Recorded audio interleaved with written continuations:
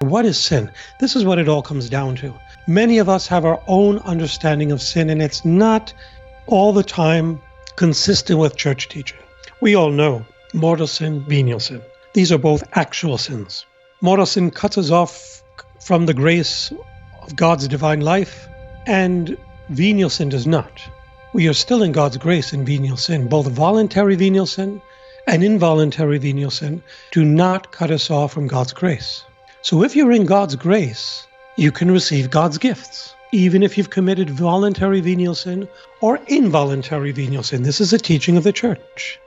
You can be an involuntary venial sin and or involuntary venial sin and receive the sacrament of the Eucharist. That's a gift. You can be involuntary venial sin and involuntary venial sin and receive the sacrament of confirmation, of marriage, of holy orders. But if you receive these sacraments in voluntary mortal sin, voluntary mortal sin, it's a blasphemy, it's a sacrilege, right? You still receive the sacrament, but you're condemning your own soul.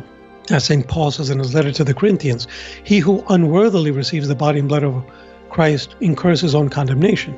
But if you're in voluntary or involuntary venial sin, that's not a sacrilege. You're not cut off from the grace of God. You can still receive the sacraments.